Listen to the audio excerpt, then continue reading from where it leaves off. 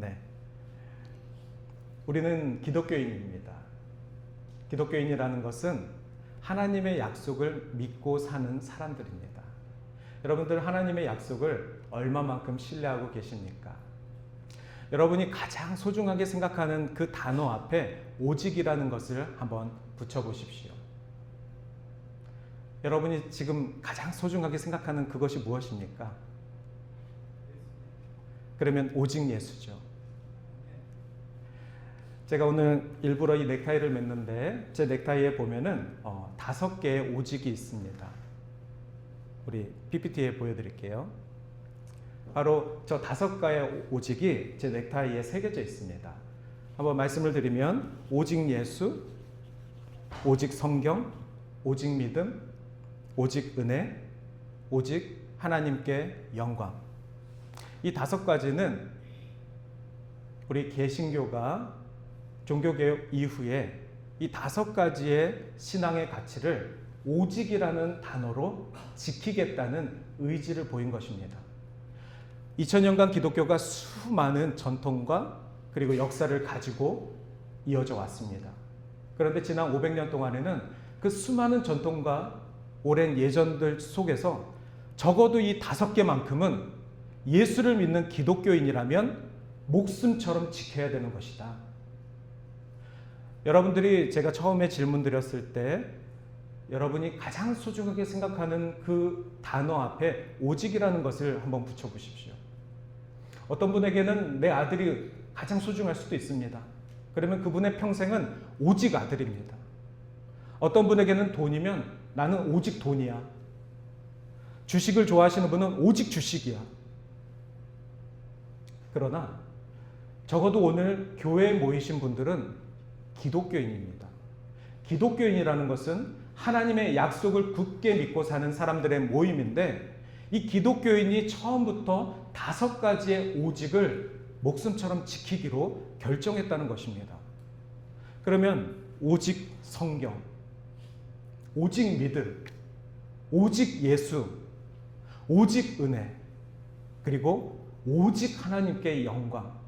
이것이 적어도 우리가 기독교인이라면 우리의 목숨처럼 지켜야 되는, 그리고 앞으로 신앙의 유산으로 전수해야 되는 5가지의 핵심 가치입니다. 이것은 하나님께서 약속하신 그 믿음 위에 세워진 가치입니다. 이것은 모든 상황 속에서도 주님이 함께 하신다는 믿음입니다. 여러분, 이 믿음이 있으면 하나님께서 모든 상황 속에서 함께 하신다는 그 신앙으로 사셔야만 합니다. 확신이 안 될 때가 있습니다. 그만큼 우리는 불확실한 시대를 살아가기 때문에 그렇습니다. 그러면 2가지 입장이 생깁니다. 첫 번째 입장은 이 불확실한 시대를 살기 때문에 나는 하나님의 약속에는 관심이 없습니다. 더 명확한 눈에 보이는 것에 이 불확실한 시대에서 나의 마음을 두고 살겠습니다. 이 입장이 하나가 있고요. 또 다른 입장은 이 불확실한 시대를 살아가기 때문에 오직 하나님의 약속만 믿고 살아가겠습니다. 이렇게 2가지의 입장이 불확실한 시대이기 때문에 생길 수 있는 것입니다. 기독교인이 친구에게 해줄 수 있는 것이 무엇입니까? 이웃에게 해줄 수 있는 것이 무엇입니까? 또 우리의 지인들에게 기독교인으로서 해줄 수 있는 것이 무엇입니까? 그의 이야기를 들어주는 것입니다. 그의 갈망을 들어주는 것입니다. 그의 아픔을 들어주는 것입니다. 우리는 해결할 능력은 없지만 그의 상황을 이해해주고 그가 보지 못하는 관점에서 그에게 도움이 될 수 있는 조언을 해주는 것입니다. 그리고 마지막에 기독교인이 해야 되는 것이 있습니다. 그를 위해 기도하는 것입니다. 저는 누구를 만나든 그의 이야기를 먼저 듣습니다. 그가 기독교인이건 또 훌륭한 기독교인이 아니건 저는 그의 아파하는 소리를 듣고 있습니다. 들어야 그에게 하나님의 마음을 전해줄 수가 있죠. 듣지 않는데 어떻게 복음을 나눌 수 있겠습니까?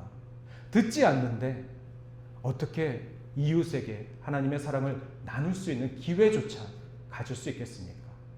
들으셔야 되고 이해하셔야 되고 공감하셔야 되고 그리고 마지막에는 그를 위해 기도하셔야 합니다. 그런데 우리는 누구에게 기도합니까? 바로 예수 그리스도입니다. 우리가 기도를 올려드리는 그 대상이 예수가 아닌 다른 신에게 기도를 한다면 그것은 기독교인이 아닙니다. 그것은 기독교가 말하는 신앙이 아닙니다. 오직 예수, 오직 믿음. 여러분, 모든 상황 가운데 우리 주 예수 그리스도께 대한 약속을 굳게 믿고 하나님께서 나의 상황을 모두 아시기 때문에 기독교인으로서 우리가 나아가야 될 방향과 또 우리가 무엇을 선택해야 되는지 주님이 아시고 주님께서 그 선택 가운데 함께 하실 것입니다. 세상의 일부는 악합니다. 불안정합니다. 불확실합니다. 하지만 우리가 우리의 힘으로 우리의 모든 일들을 이루어 나가겠다고 한다면 그 사람의 삶 속에 한 가지만 톡 건들면 그는 무너져 버립니다. 그만큼 우리는 완벽할 수 없는 사람들입니다.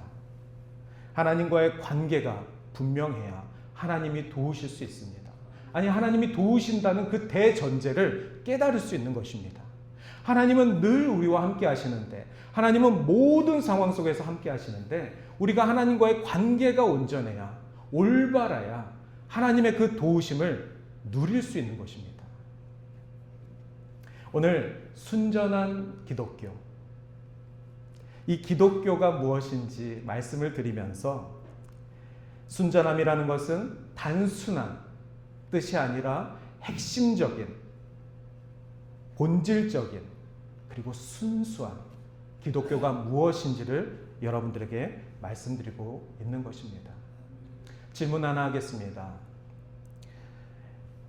여러분들은 예수를 누구라고 생각하십니까?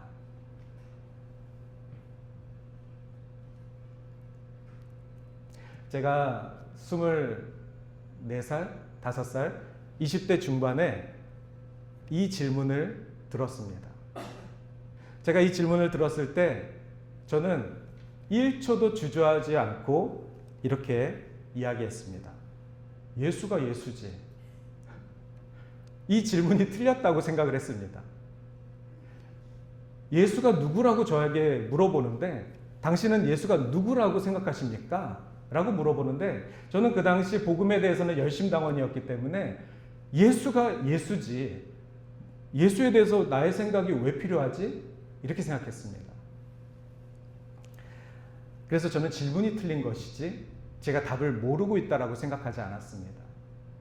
그런데 그때 그 선생님께서 정말 목이 쉬어라, 예수가 누구이신지에 대해서 가르치시는데, 예수가 어떻게 태어났고 무슨 일을 하셨고 그 모든 복음서에 있는 내용을 가르치시는 것이 아니라, 그래서 너에게 예수가 누구이신데, 너는 예수를 누구라고 정의 내리는데, 이것에 대해서 너의 입장을 먼저 얘기해봐라. 정말 오랜 시간 동안 교회 학교에서 자란 저에게, 정말 복음을 전하는 것이라면 당장이라도 어디든 나가서 할 수 있는 저에게 예수가 누구라고 생각하냐고 물어보는데, 저는 그 당시 충격을 받았습니다. 그리고 그 선생님의 가르침을 이해했습니다. 그리고 제가 은혜를 받았습니다. 그리고 나중에 보니까 제가 지금 순수한 기독교에 대해서 책을 읽고 말씀을 드리는 것인데, 이 C.S. 루이스의 순수한 기독교, 이 책 안에 동일한 내용이 있습니다. 아, 우리 선생님도 이 책을 읽으셨구나. 나중에 돼서 제가 이 선생님의 그 강조하신 그 내용이 어디서 시작됐는지를 알게 되었습니다.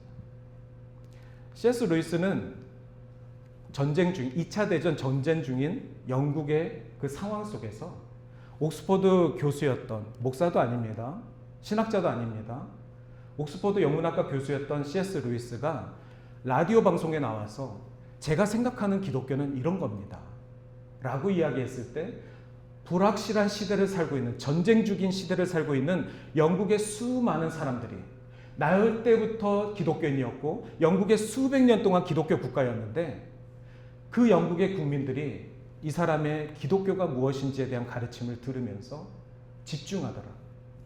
펍에서 맥주를 시켜놓고도 술을 안 마시고 이 가르침에 집중하더라. 그게 그 당시 이 책의 반응이었습니다. C.S. 루이스는 이렇게 얘기합니다. 이 책에서 예수님께서는 자신을 하나님이라고 주장하십니다. 이 주장이 참일 수도 있고 거짓일 수도 있습니다. 만약에 거짓이라면 예수님이 자기가 신이 아닌 걸 알면서도 주장한 것이고요. 아니면 예수님이 정말 자신이 신이라고 생각하고 주장했을 것입니다. 만약에 거짓이라면. 근데 만약에 참이라면, 예수님이 자기가 하나님이라고 주장했는데 그 주장이 참이라면 예수님은 정말 하나님의 아들이실 것입니다. 예수님은 하나님이실 것입니다. 이렇게 설명을 했습니다. 여러분들은 어떻게 생각하십니까? 라고 라디오를 통해서 사람들에게 질문을 한 것입니다. 여러분, 날 때부터 예수님이 하나님이라고, 하나님의 아들이라고 배웠죠. 날 때부터 가기 싫은 교회 다니셨죠. 날 때부터 우리나라는 기독교 국가였죠. 그런데 예수님이 하나님의 아들이라고 주장하는 그 말에 대해서 당신은 어떻게 생각하는데요? 그 주장을 한 예수님에 대해서 당신은 어떻게 생각하는데요? 교회가 한 번도 나의 의사를, 나의 신앙을 물어본 적이 없으니까 내가 예수님에 대해서 어떻게 생각하고 있지? 이 질문을 사람들이 하게 된 것입니다.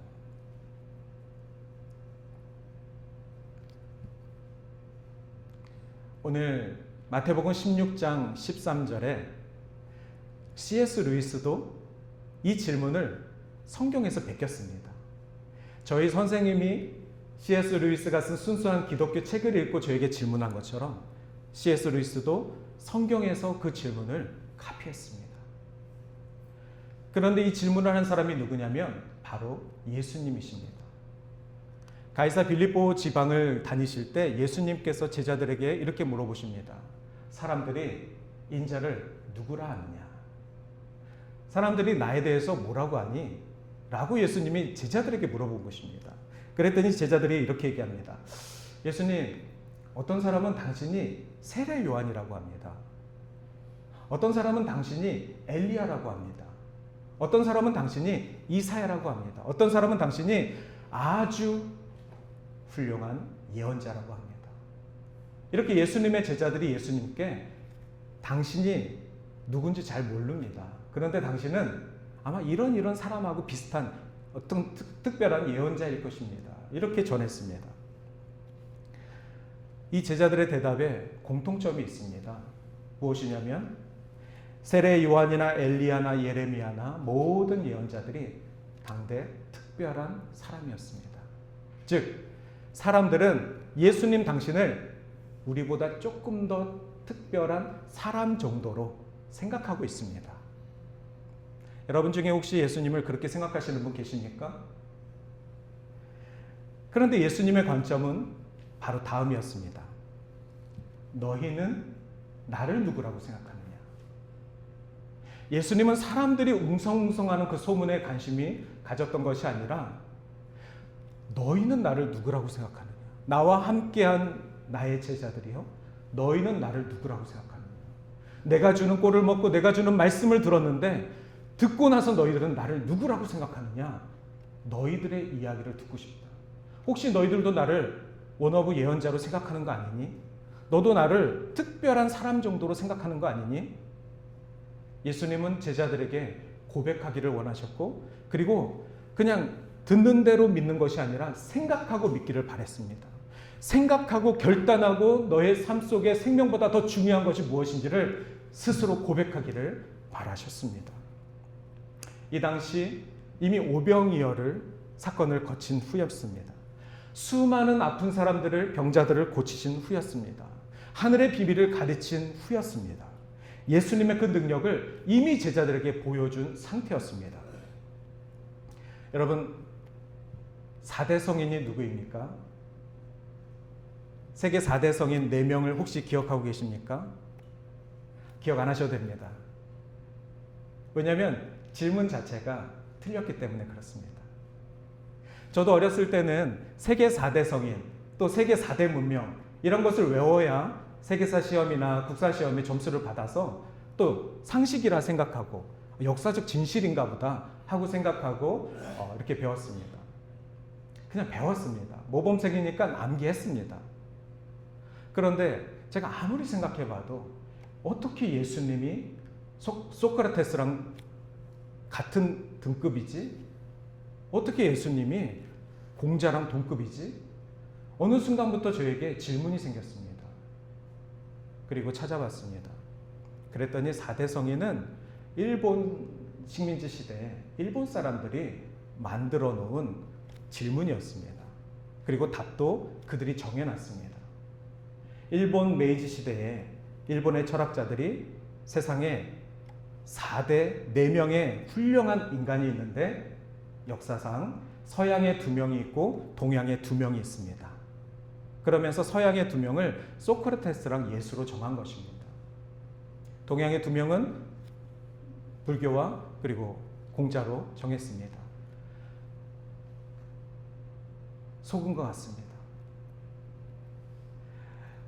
그런데 그런 역사 교육에 속았다기보다는 우리가 예수의 증인들인데, 예수를 믿는, 하나님의 약속을 믿고 모인 하나님의 사람들인데 여전히 예수가 4대 성인 4명 중에 1명이라는 그런 지식으로 살아간다는 것은 너무나도 우리 기독교인의 신앙의 가치관과 자존심을 무너뜨리는 일입니다. 아까 말씀드렸죠. 오직 성경, 오직 예수, 오직 은혜, 오직 복음으로 살아가겠다는 우리 기독교인들이 우리가 믿는 예수님, 그 예수님이 누구인지조차 제대로 알지 못하고 매주일 하나님을 예배하겠다고 교회에 모인 그들에게 C.S. 루이스가 너희들은 예수를 누구라고 생각하십니까? 이 질문을 했을 때 대답할 수가 없는 것입니다. 4대 성인 아닌가요?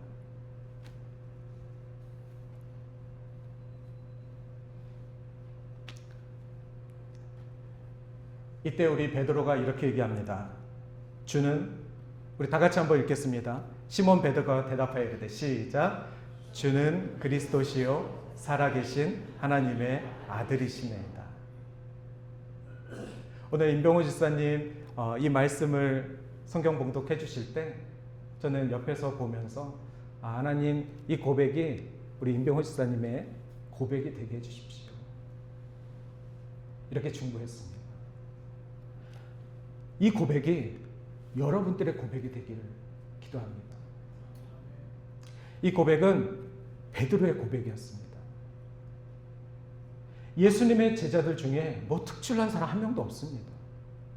베드로는 이 고백을 하고 나서도 예수님을 부인했습니다. 예수님이 십자가에 못 박혀 죽기 전날 베드로는 예수를 모른다고 했습니다. 죽을까 봐요. 그랬던 자가 주는 그리스도시요 살아계신 하나님의 아들이십니다. 이 고백으로 주님을 기쁘시게 하였습니다. 여러분, 이 고백을 하는 것도 어렵지만 이 고백을 했다라고 해서 완전한 제자가 되는 것도 아닙니다. 하지만 적어도 예수님의 제자라면, 하나님의 백성이고 예수님을 사랑하는 기독교인이라면 주는 그리스도시요 살아계신 하나님의 아들이십니다라고 선포할 수 있어야만 합니다. 누구를 만나던, 여러분의 신앙에 어떤 가치관이 들어오든, 세상의 선생들이 무엇을 가르치라고 강요를 했던 우리의 신앙 가운데는 주는 그리스도십니다. 목에 칼이 들어와도 예수는 하나님의 아들이십니다라고 전해야만 하는 것입니다. 마태복음의 이 고백은 마가복음에도 있고 누가복음에도 있습니다. 정도의 그 내용의 구체적인 내용은 좀 다르지만 마가에서도 주는 그리스도십니다. 누가에서도 하나님은 그리스도이십니다. 그리스도라는 이 관점으로 말씀을 드렸습니다.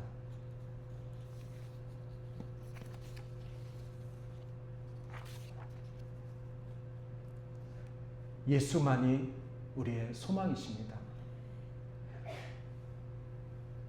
예수님이 누구신지 명확하게 알아야 할 때 그 소망을 우리가 누리고 그 소망을 전할 수 있는 것입니다.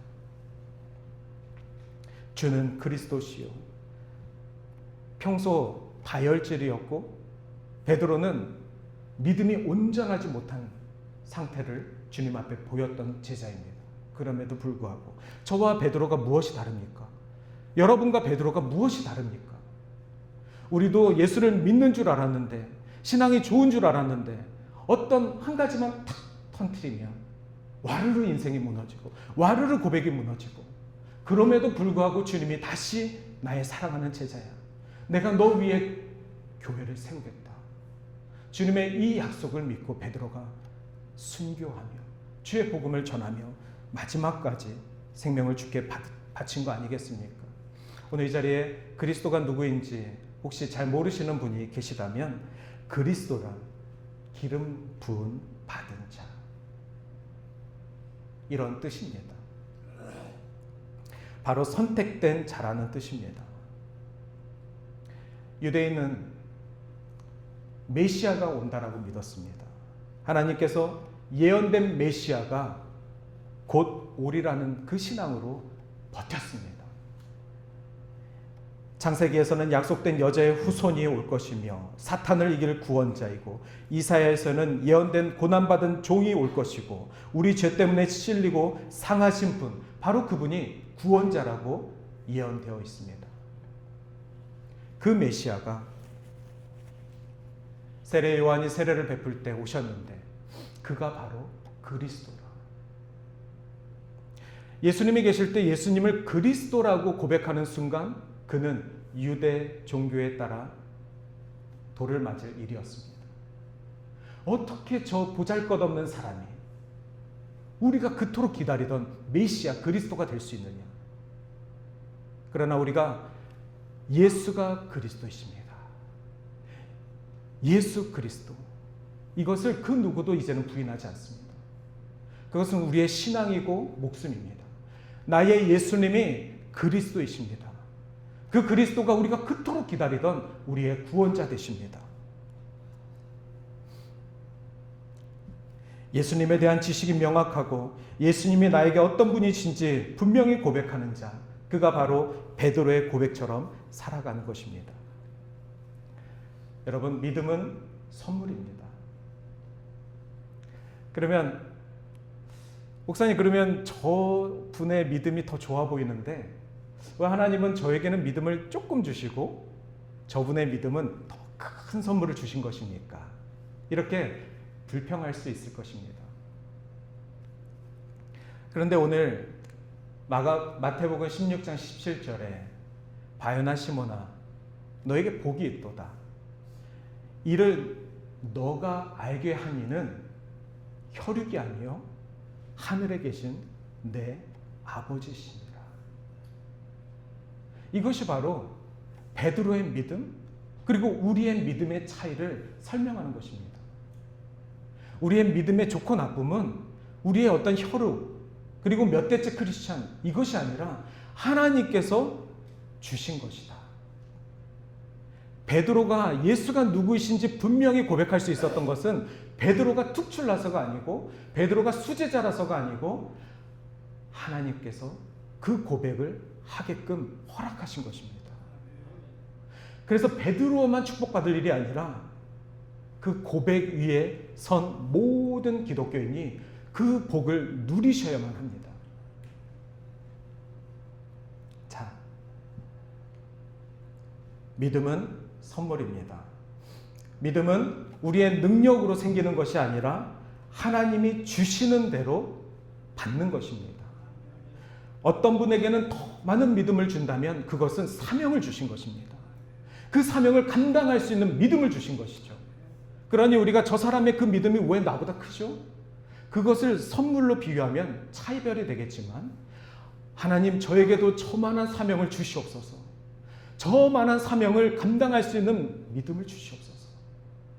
이렇게 주님께 간청할 때 주님이 허락하실 때 그 복을 누리게 되는 것입니다.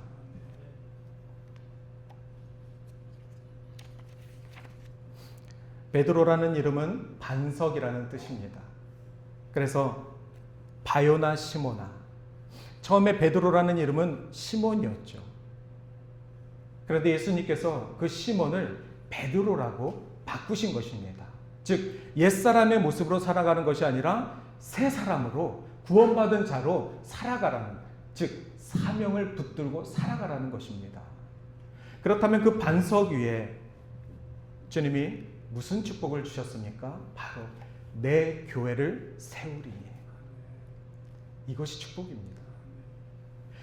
베드로가 받은 축복은 12제자의 수제자가 아니라 그를 변화시키시고 그 이름 위에 내 교회를 세우리라. 근데 이것을 착각하면 마치 베드로 무덤 위에 교회를 세운 것처럼 착각합니다. 제가 착각이라고 하는 이유는 바로 다음 사진 때문에 그렇습니다. 여러분, 로마에 바티칸이라는 도시가 있고 그 도시에 가면 우리가 말하는 베드로 대성당이 있습니다.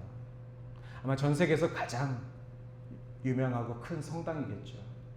그곳에 교황이 살고 계시니까요. 저기에 여행을 하면 종교와 상관없이 가이드가 이렇게 얘기합니다. 옛 문헌에 보니까 이 교회 밑에 베드로의 시신이 있다고 합니다. 그래서 이 교회 밑에 베드로가 묻혀 있어서 베드로 무덤 위에 우리 마태복음 16장 17절 말씀처럼 베드로 무덤 위에 교회를 세우리니, 그래서 이 교회가 세워진 것입니다. 가이드는 이렇게 설명합니다.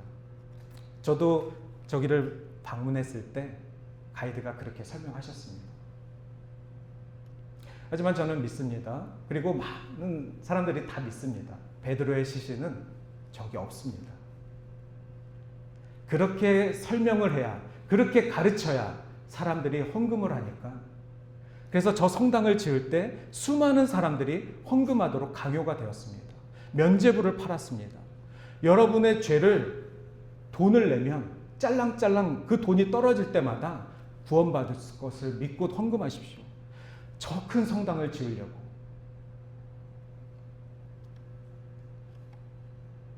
베드로는 주를 끝까지 전하다 십자가에 거꾸로 순교하여 어딘지도 모르는 곳에 묻혀 있습니다.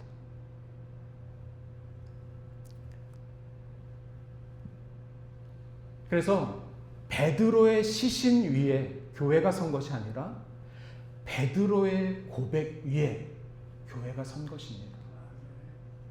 주는 그리스도시요 살아계신 하나님의 아들이심이라고 그 고백 위에 주의 백성들이 모여서 예배하는 것입니다.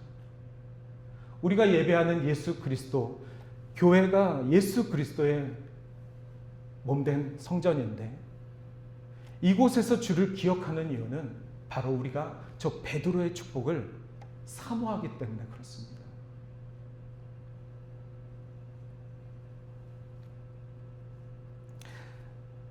저는 저희 아이들을 위해서 기도를 많이 합니다. 저에게 맡겨주신 2명의 아이뿐만이 아니라 우리 여름 성경학교에 온 우리 아이들, 또 지금 매주일 우리 교회에서 말씀 양육을 받고 있는 우리 아이들, 그리고 제가 관계하고 있는 제가 아는 아이들,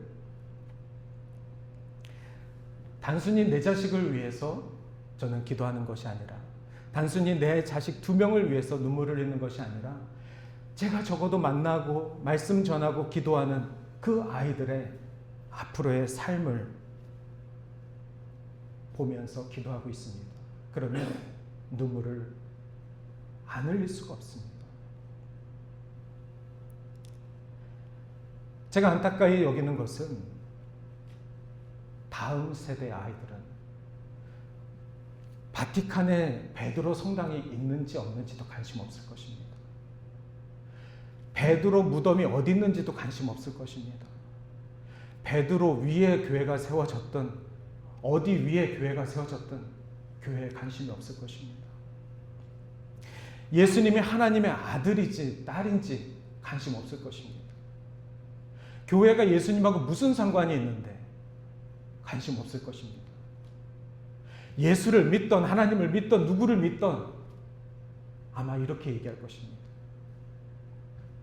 그렇게 얘기할 다음 세대들을 보면서 눈물을 안 흘릴 수가 없습니다.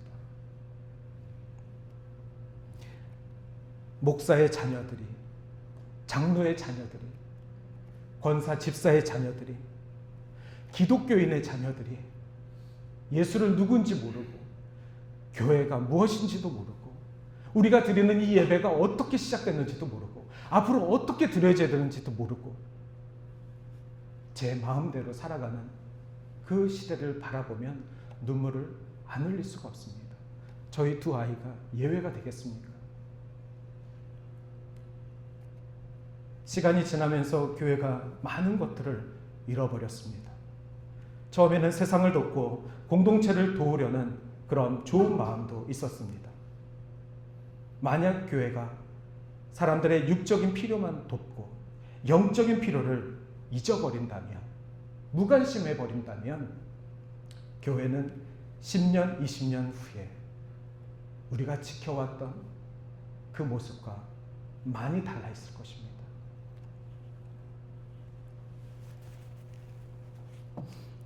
예수님을 전하는 교회보다 그저 교회에 머무는 것이 좋고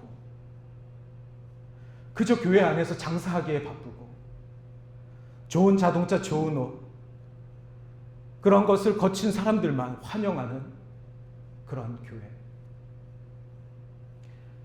요한계시록에 나와 있는 첫사랑을 잃어버린 에베소 교회가 나의 교회가 안 된다는 그런 보장 누가 할 수 있겠습니까?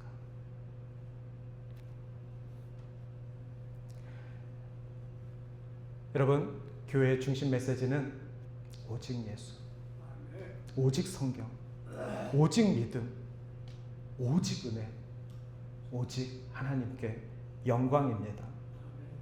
적어도 이 5가지는 빼앗겨서도 안 되고 양보해서도 안 되고 타협해서도 안 됩니다. 여러분의 믿음의 상태를 다 할 수는 없지만, 여러분의 믿음의 역사를 다 듣진 않았지만, 지금 이 순간에 우리가 지켜야 될 것은 이전에 수많은 신앙의 선배들이 지켜왔던 것이고 우리가 고스란히 다음 세대에게 전수해야 하는 신앙의 가치입니다. 마지막 말씀에 내가 천국 열쇠를 너에게 주리라. 이 천국 열쇠가 무엇인지 궁금해하시는 분들 많습니다. 이 열쇠를 받으면 내가 땅에서 무엇이든지 매면 하늘에서도 매일 것이요, 내가 땅에서 무엇이든지 풀면 하늘에서도 풀릴 것이다. 그래서 이 열쇠를 갖고 싶어하는 분들이 많습니다. 이 열쇠란 설명에 나온 것처럼 죄를 용서하고 선포하고, 바로 우리 예수님께서 이 땅에 오셔서 교회를 통하여서 죄 지은 이웃들을 용서하고 예수 그리스도를 통하여서 그들도 구원받을 수 있는 이 복음의 길을 열어두신 것, 그 열쇠로 교회 문이 활짝 열린 것입니다. 우리도 베드로의 축복을 받아 그 열쇠를 소유하고 있습니다. 그러면 사명을 받았으니 믿음으로 살아가야죠. 오늘 우리가 같이 찬양할 노래는 모든 상황 속에서 주를 찬양할지라. 이 가사의 고백은 너무나도 위대하고 그리고 우리의 신앙을 테스트하는 것입니다.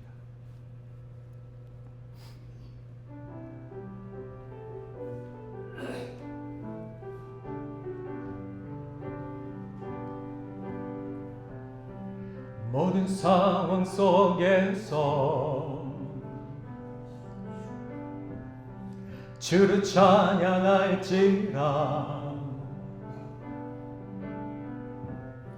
주는 너의 큰 상기, 큰 도움이시라.